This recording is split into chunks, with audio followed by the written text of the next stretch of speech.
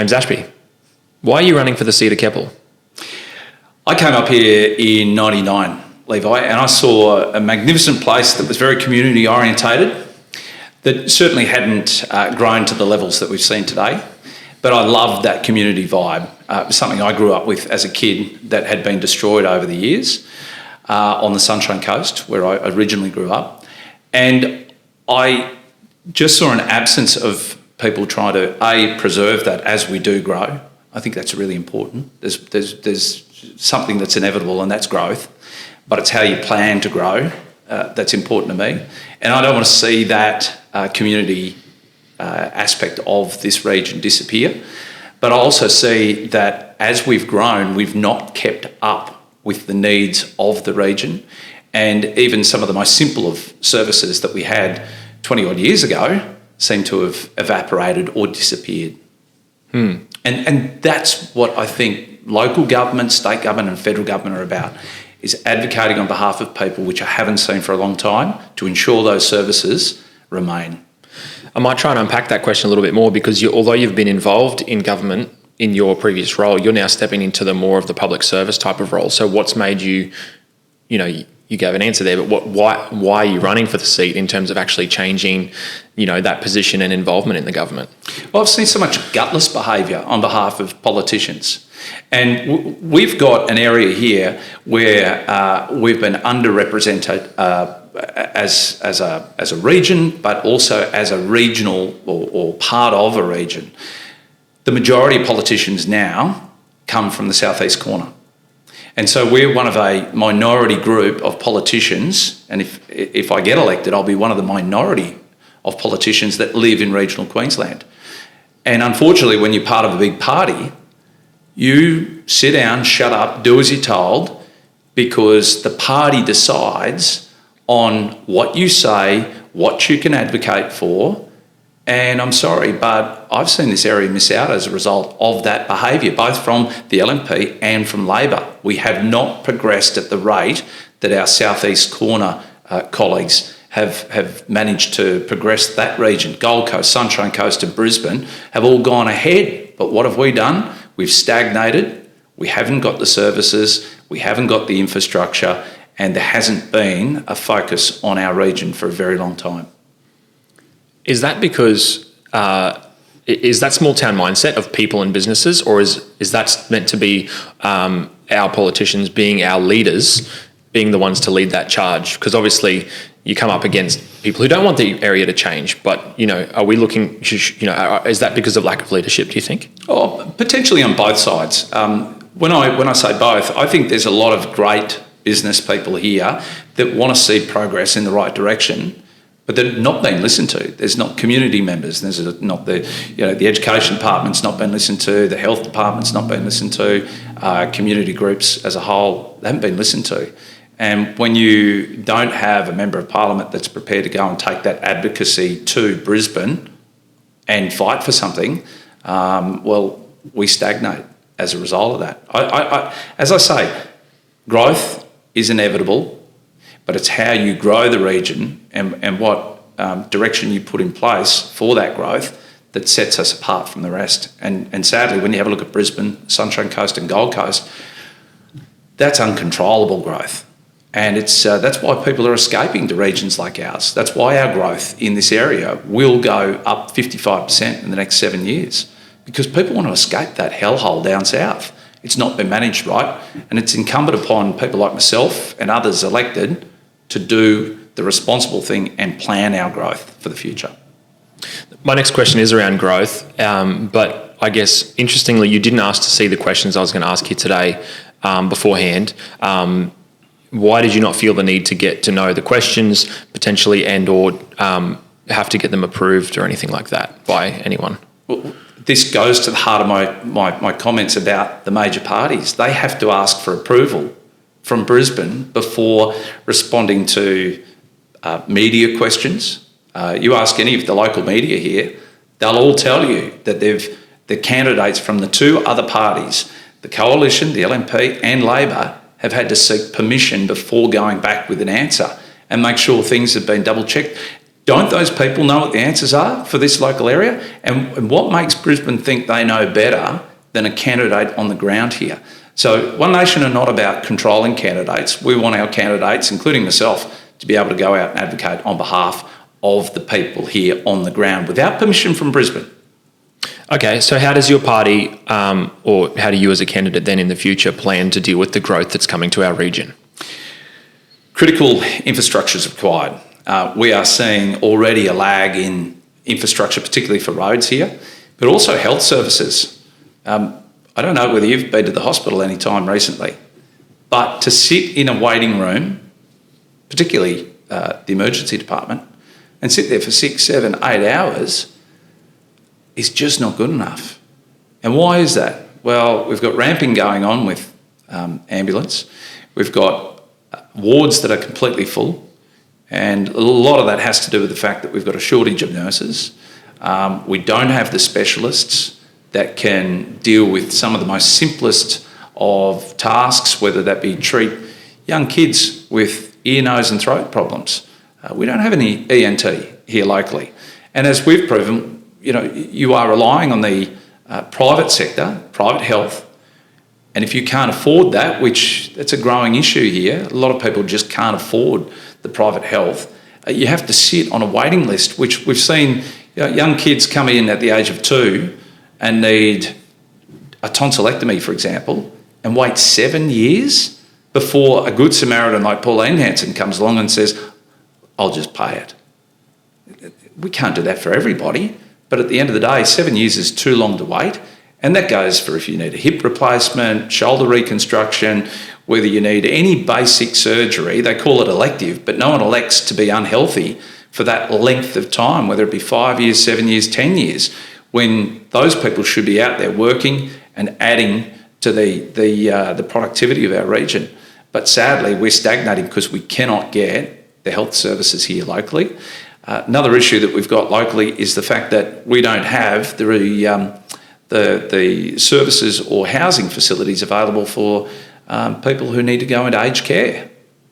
Now, I'm not getting any younger. I'm hopefully a few years off needing aged care facilities, but it's not to say that, I don't have parents and grandparents that are only a number of years off it. And these aren't things that you can establish overnight. You can't fix the health system within 12 months. These are things that need to be put into place and fixed over the next 5, 10 years. So there's health, there's roads. I have a look at the infrastructure in general around here. We could do so much more, particularly if we are to try and attract those with certain skill sets to move to regional parts of Queensland. I take my hat off to the fact that there wouldn't be an industry where we don't need specialists right now. There's not one.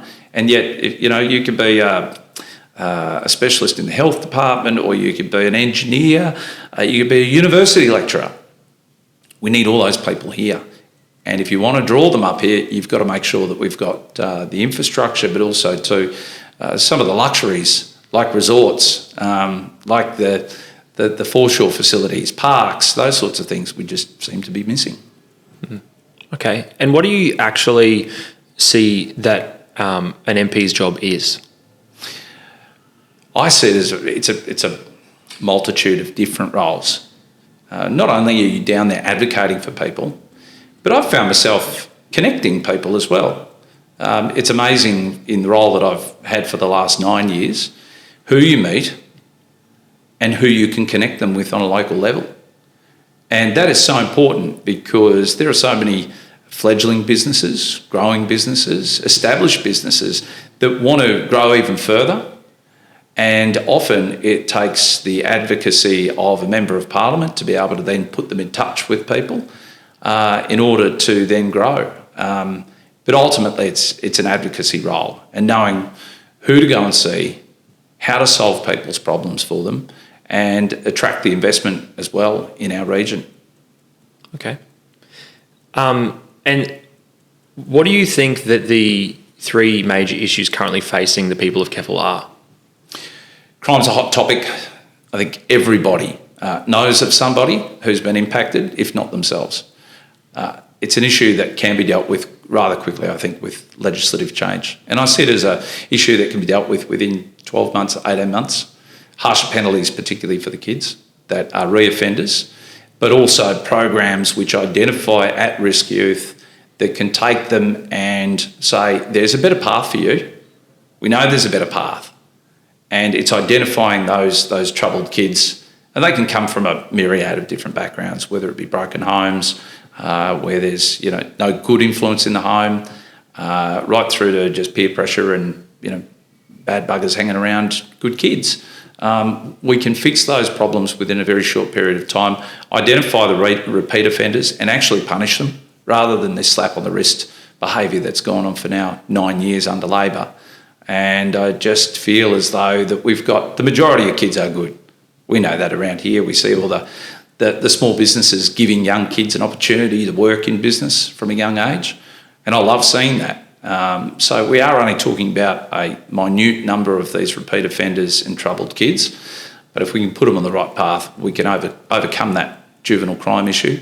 But part of that solution is also building more detention centre beds. We've got 306 in our state, 1 in Townsville and 2 facilities in Brisbane.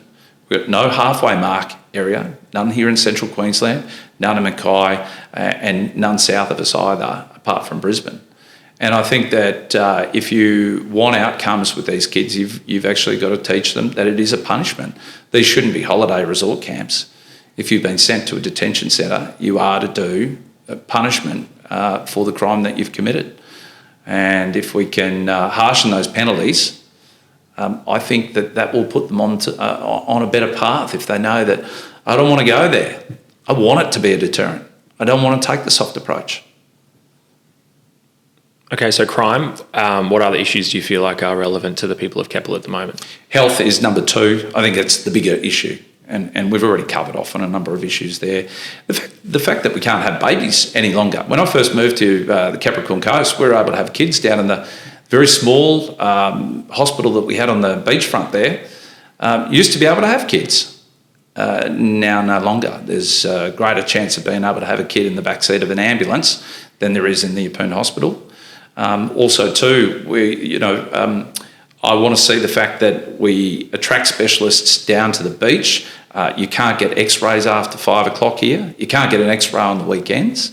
Majority of our beds at the Appleton Hospital, I hate to say this, are for those in aged care, because they can't get into aged care facilities, there's a 2-year wait, or the palliative care. 7 beds out of the 22 are for acute patients. That's it. So you've got over 60% of the beds tied up with people who should either be in palliative care or aged care homes. And we very rarely have a doctor overnight anymore. We've got staff shortages in the nurses department. Backups when it comes to hospital ramping with ambulances. And that doesn't matter whether you're in Yeppoon or Rocky.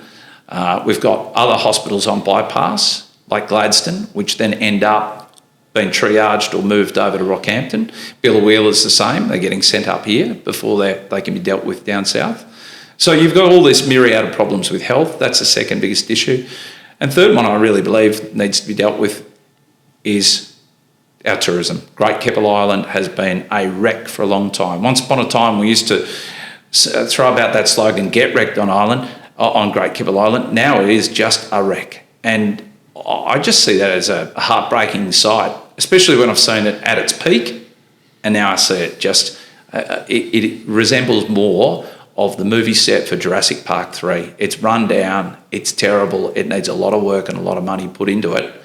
And the solution that Labor and the Coalition seem to have is to give it away to the Indigenous people. Rename it to Whopper, no thanks, or give it away under an exclusive use native title claim.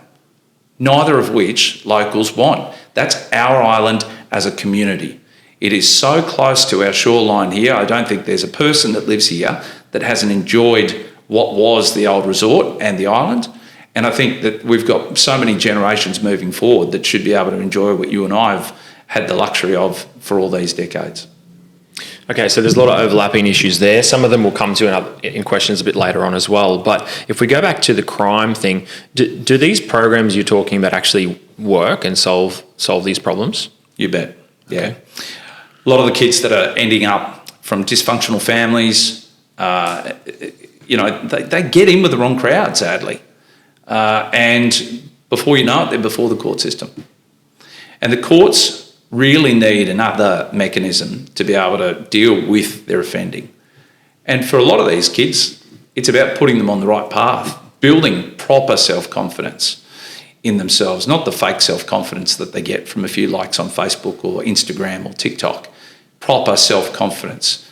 Confidence that they know that they could change a tyre on a car, they know how to iron, they know how to make their bed, they know how to make meals. Those very simple things that so many kids miss out on today. Because for whatever reason, mum and dad are not around. They could be working, they could be in just a household that needs two parents to go and work, or it could be a dysfunctional family where both parents are in jail or missing. And sadly, we've got 11,000 of these kids that have been taken off their parents for whatever reason. Not here to judge, but at the end of the day, those kids are vulnerable when it comes to going down a path of ending up either long-term unemployed, in prison, criminal record, can't travel overseas. All these things is what they face if they don't get their lives on track. We've got 11,000 of those kids in care. For the most part, they're good, but we know that's where a lot of the trouble begins, and we know that that's also where a lot of the repeat offending is coming from as well. Okay, and with regards to health, the Premier's announced this satellite hospital for Rockhampton. So will that not solve the issues that you've been mentioning with regards to that we're facing there? I find it so frustrating that parties like Labor can come up with this idea that a satellite hospital, which is not a hospital, by the way, it's not a hospital at all. It's at best a doctor's clinic that's able to deal with scratches and cuts and so forth. That's the predominant purpose of them. But we can't even staff the hospitals that we currently have, let alone trying to staff a third one here. Without a doubt, I'd love to see, I think it's part of our growth, is to ensure that we get a proper, fully fledged hospital, another one moving forward down the track. But can we at least get the two we've got right first before we even consider putting a third one in? Because right now, they've got no plan on where it goes, when they intend to open it, nothing. These are just sound bites for news grabs at a 6 o'clock, news service. But at the end of the day, we've seen too many of these promises made in the past that have never come to fruition. And if they do, they're half-baked ideas that don't work ever. Ever, ever, ever. And we're tired of it. That's why more than 35% of people at this election don't want to vote for either of the two major parties. They know they're just full of broken promises. Cost of living is a current big issue, hot topic. What I don't believe, and I've said it in almost every other interview that I've had with candidates, I don't believe it's the government's job to solve all of our problems. But we've got, this issue. What can the government do to alleviate, financial struggle that people are having?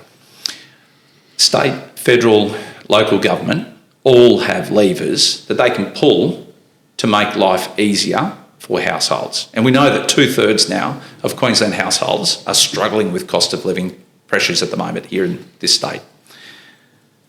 What people don't realise is so many taxes and underlying charges are applied to everything we basically buy.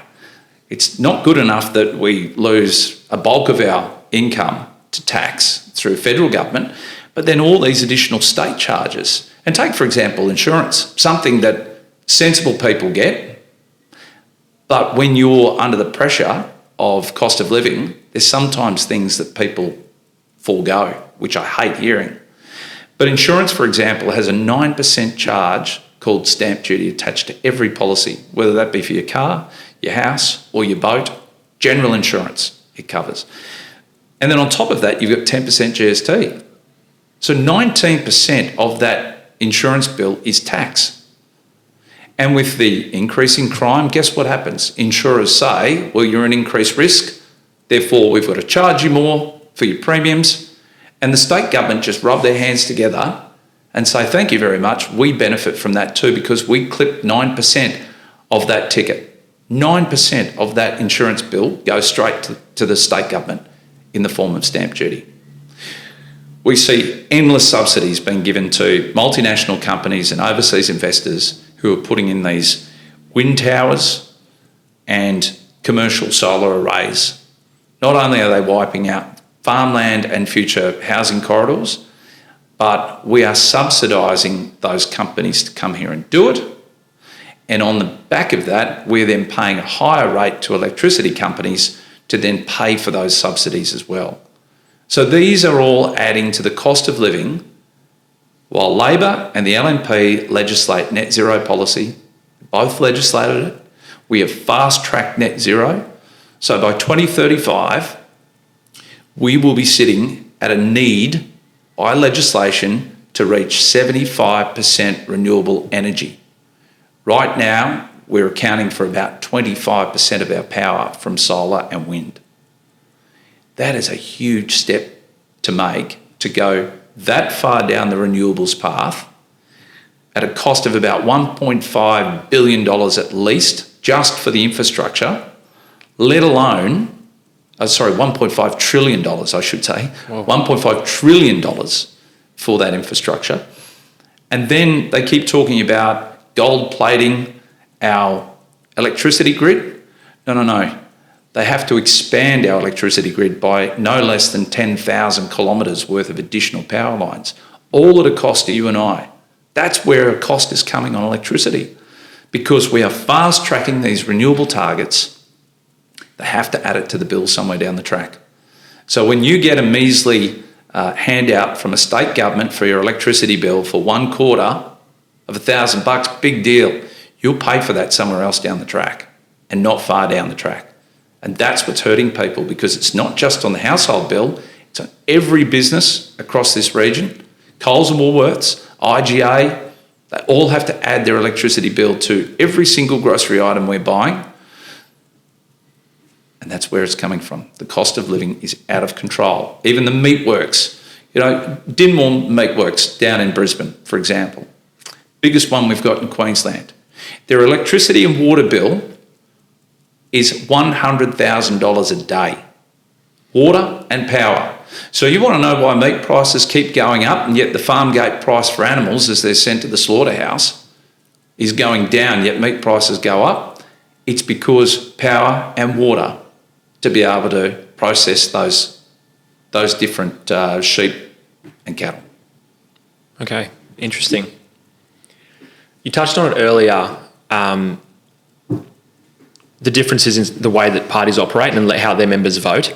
I think one of the things that I've heard about, and you might be able to dispel this sort of this angle, would be that minority parties or independents, for that matter, have little to no power when it comes to voting in a parliament, and we should just support the major parties because we're going to get more for our region. And then that kind of backs onto the question that I'll discuss with other candidates of major parties with regards to the differences in voting. So conscious vote versus crossing the floor. So I know I've sort of jumbled that up a lot, but yeah, how do you approach that as a One Nation candidate? Well, thankfully, we've proven to people that we can be effective on the floor of Parliament, particularly in a federal role where Pauline Hanson, Malcolm Roberts held the balance of power in a federal coalition government. And the outcomes that we achieved as a crossbench were phenomenal. $8 million for the Fitzroy Hospice Community Centre in Rocky. That's open. That's as a result of Pauline and myself. As Chief of Staff, I went in and negotiated that deal with the government at the time because they needed our vote to be able to pass legislation. And it's important to be able to then say to the government of the day, well, while we support your legislation, here's a couple of projects that we think are worthy as well. And that was one of them. That was just one. The Cooey Bay Pool, for example, $13 million that we managed to achieve for the Livingston Shire Council. And I remember going and knocking on Matthias Cormann's door. He was Finance Minister at the time. And I said to Matthias, I see you need our support for this bill. There's a couple of projects we'd really like supported too. It's going to take a checkbook, but here's the reasoning.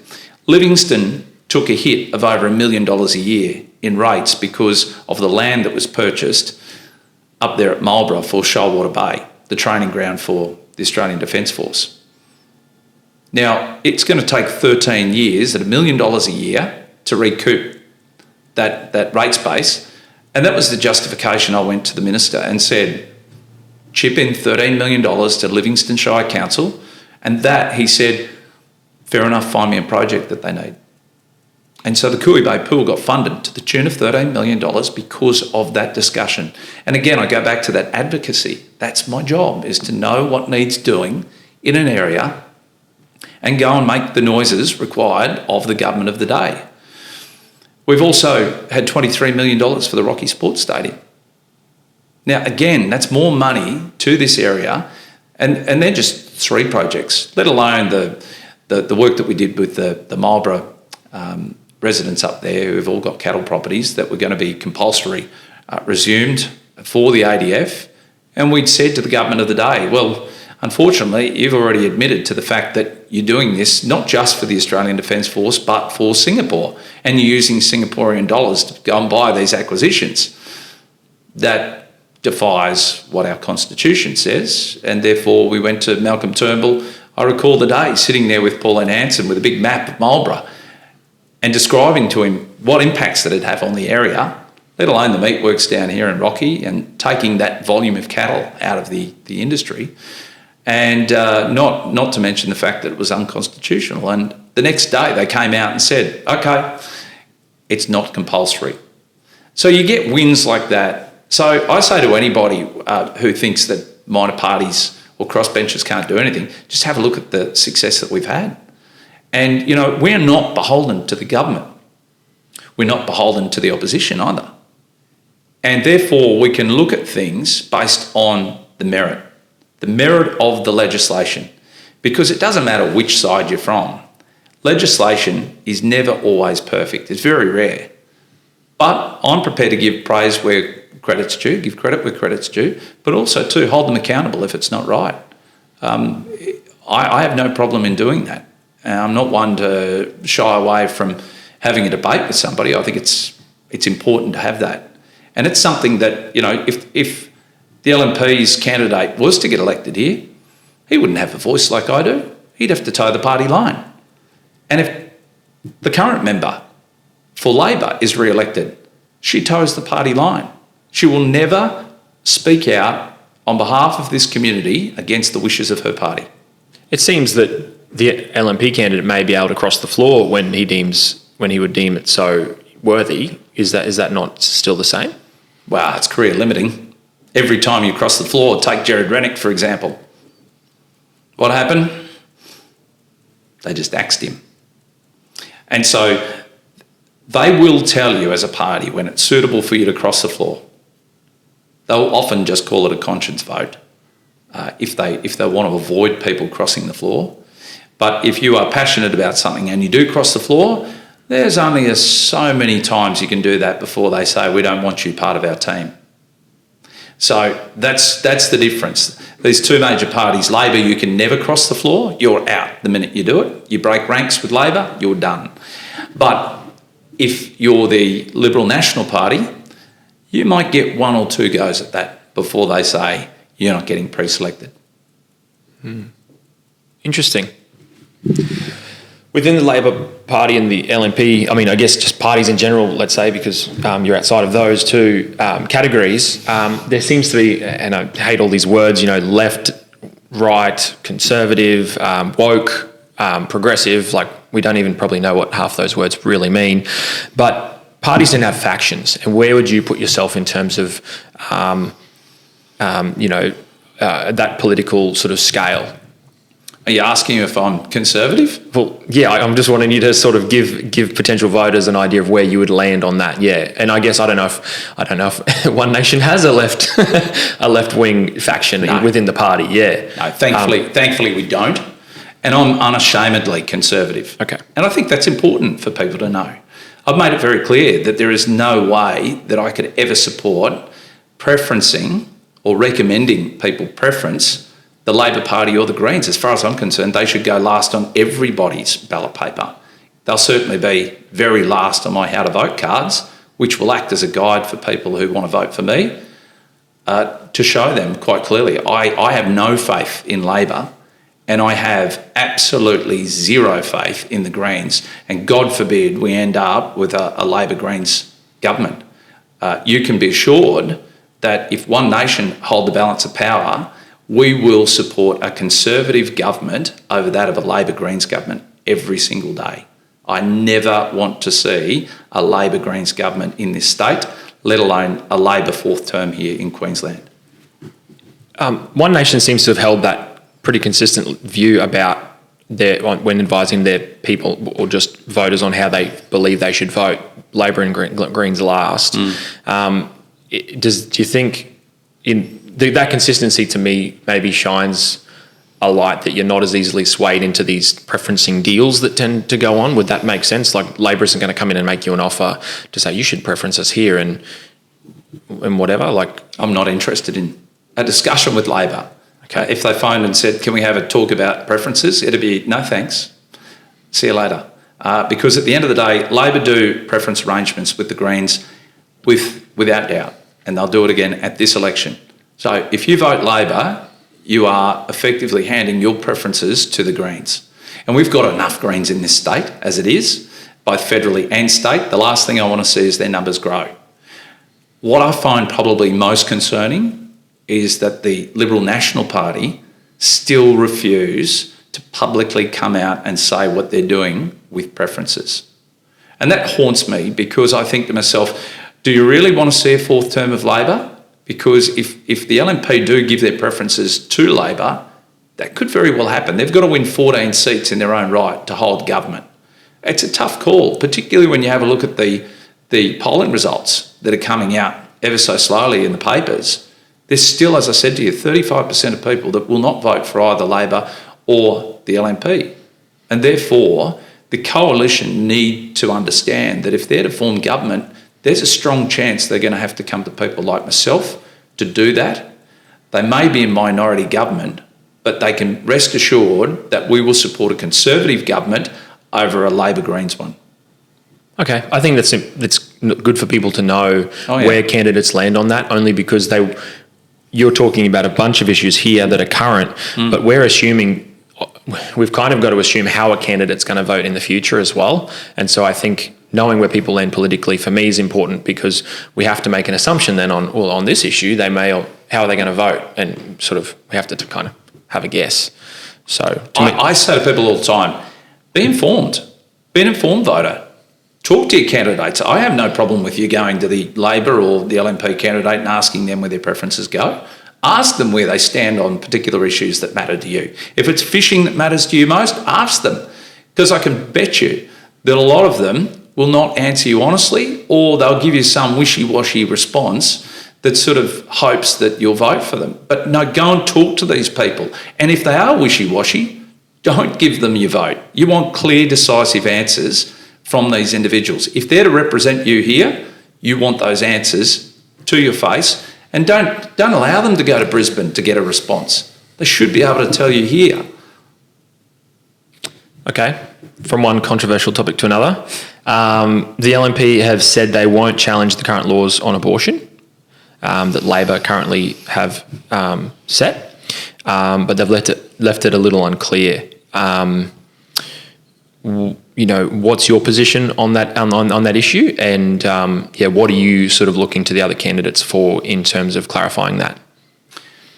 When Labor put this legislation up some years ago now, sadly, I had never considered late-term abortion.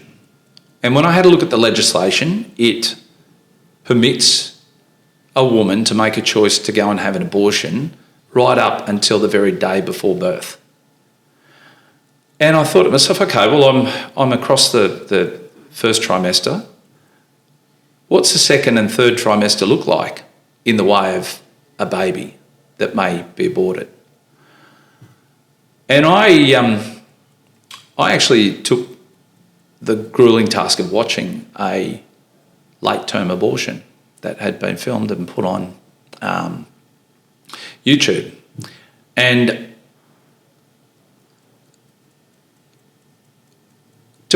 I want to be really careful how I say this, but there's no polite way of saying this. It reminded me of cutting up a Sunday roast chicken. And I thought that is the most inhumane thing to do to a child. They insert a needle into the baby and effectively try and kill it. And then if the baby doesn't come out through an induced procedure, they quite literally hack it to get it out. And I just thought to myself, I can't back that. I don't know how many women could. So it shocks me to think that Labor support that. It shocked me to think that some of the Liberal National Party people supported that when that legislation went through as well. And nothing was put forward to foster a conversation with women who may contemplate late-term abortion.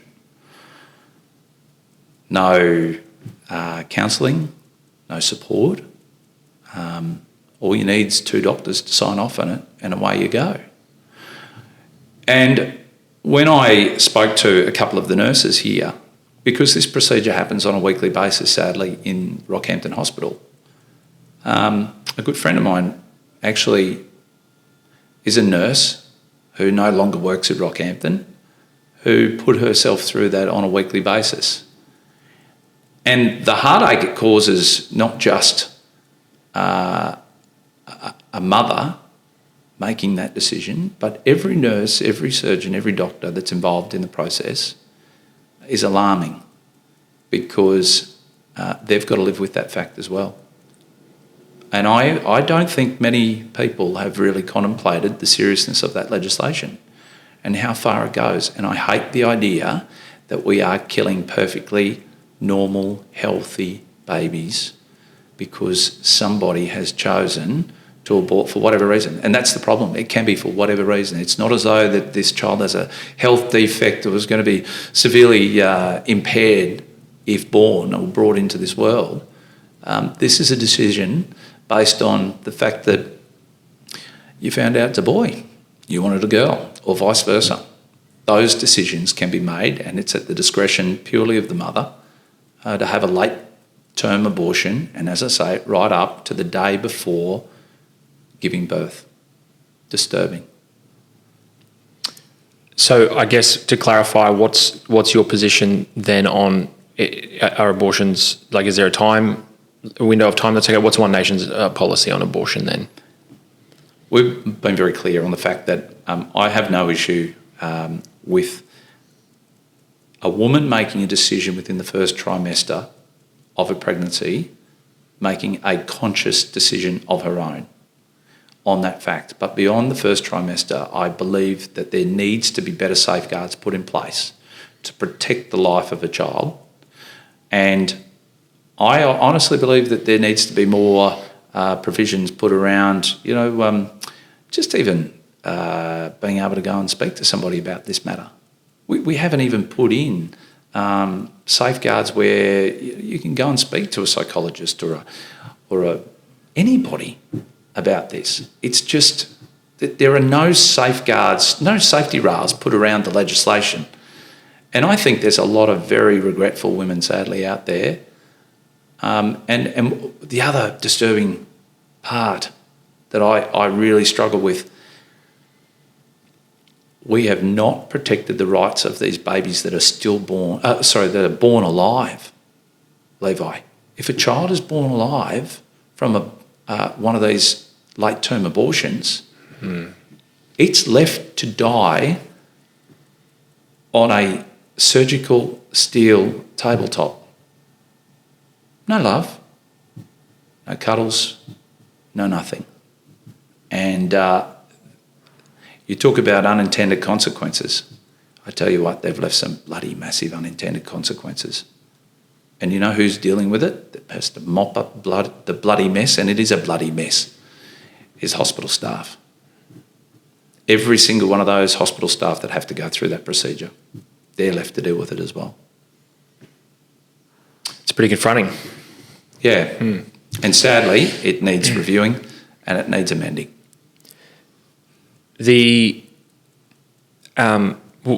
What makes a strong family within a community, and what's the government's role in supporting that? And you could tie it into that because if people are opposing or putting restrictions on abortions, then is there a requirement to then provide support services to those women who feel like they don't have any other choice?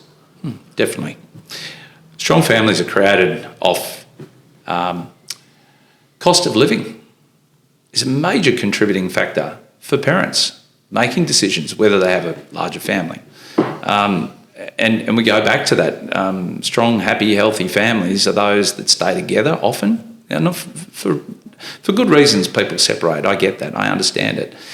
But life's so much easier when you can afford to do things, when you can afford the rent, when you can afford to buy a house, when you can afford to take the kids out to the park in the car, go for a Sunday drive like we used to as kids.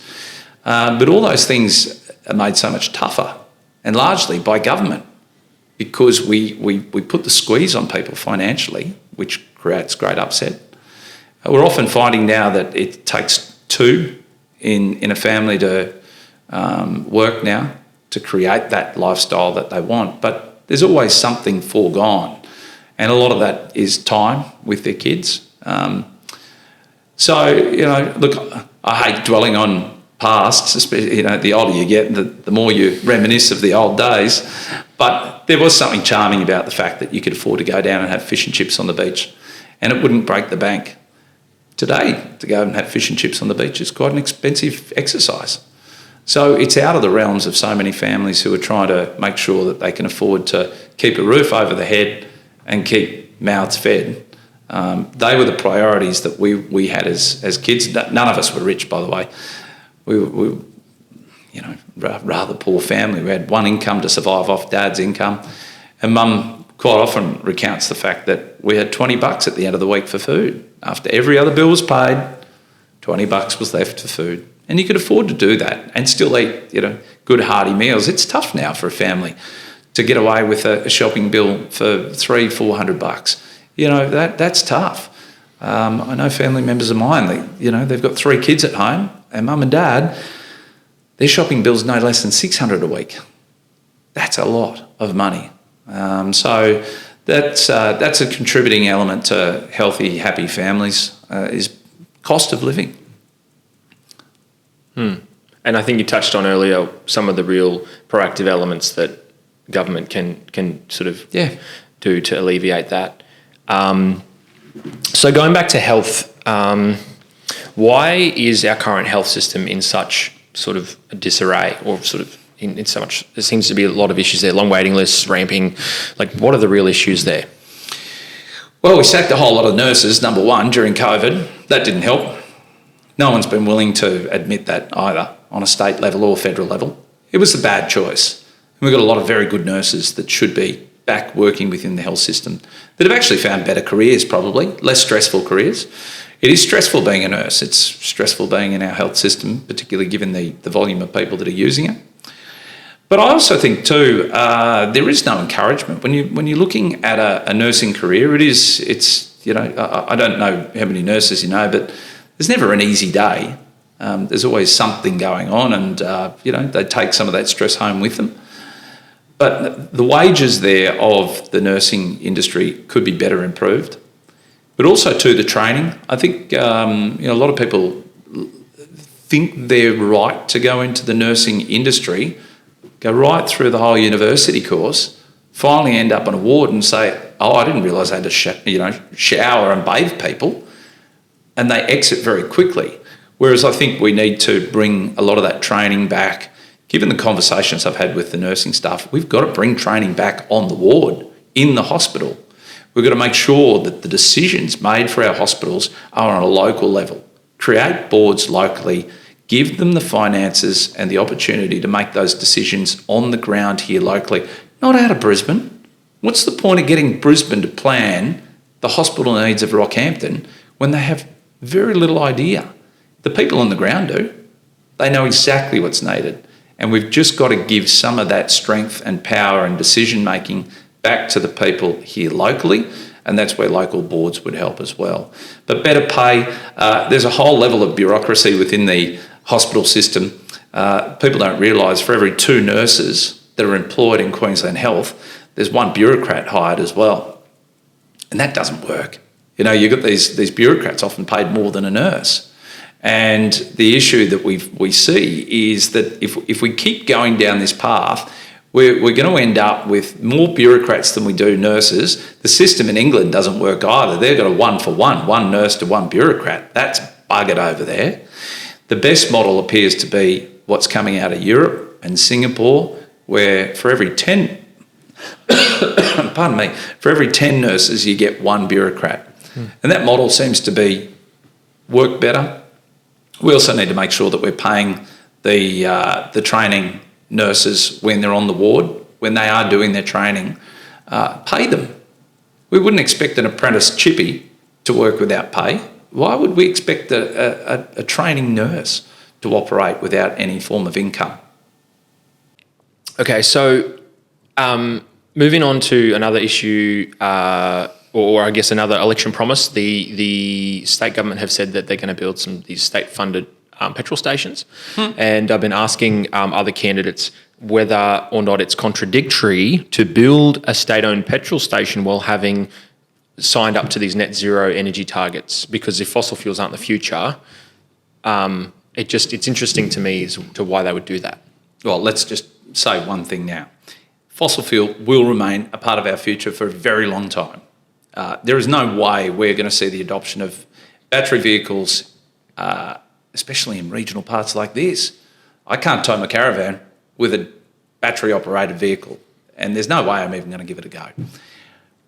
But to think that, see, again, this is just pie-in-the-sky stuff from Labor. They think they can come out and say they're going to open petrol stations, but at what expense? And what expense to already small mum and dad businesses like Marriott Roslyn Bay or the Servo along Lammermoor? They're all family-run businesses.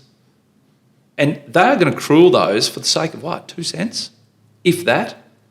It's not cheap to run a business anymore. And if this state government stopped putting up excise tax on fuel with the federal government, you would find that there would be a hell of a lot more in people's pockets if they stopped putting taxes up on people. No, it's the wrong way to go about it. They should stay out of petrol stations. They've proven they can't run so many other industries in this state. They can't run hospitals, can't run transport network. What do they think they're going to be doing with the service stations? And you can bet your bottom dollar they won't put one here anyway. Okay. Moving on to Keppel Island. So what's your view on the so-called exclusive use native title claim that's currently made on Keppel Island? Well, this was a secretive plan by Labor. And if it wasn't for me and One Nation putting this out there, no one would have known about it. There are 72 native title claims in Queensland right now, and they tried to keep this a secret. And if it wasn't for me, as I say, belling the cat on this issue, we would have been none the wiser as a community. But what concerns me most is it's an exclusive use claim. In other words, for the exclusive use of Indigenous people only to the exclusion of everybody else. So I talk about the fact that I'd love to see the island get back up and running again with a brand new resort and better investment on that island, which, by the way, has to be a state government investment because they're the landlords to it. But here we've got a fresh native title claim. We've had two already. Both have been exhausted. Federal court said no native title. In fact, well, I'll take that back. 14% of the island has been given as exclusive use native title. Now they want to increase that a further 70%, despite it being exhausted. And Labor tried to stay quiet on it. And they still have not responded to the native title claim that they, as the government, should have. Where is their response to oppose this? They haven't. So as far as I'm concerned, Labor and the LNP, because let's face this, they passed treaty legislation. Not just Labor, the LNP voted for it as well. It's on YouTube. You can go and have a look at it for yourself. Hansard clearly identifies the Liberal National Party passing it at the same time. They want this to happen. 52% of Queensland is already under native title. How much more have we got to give away? How many more times have we got to face the fact that Labor want to change the name of Great Keppel to Whopper?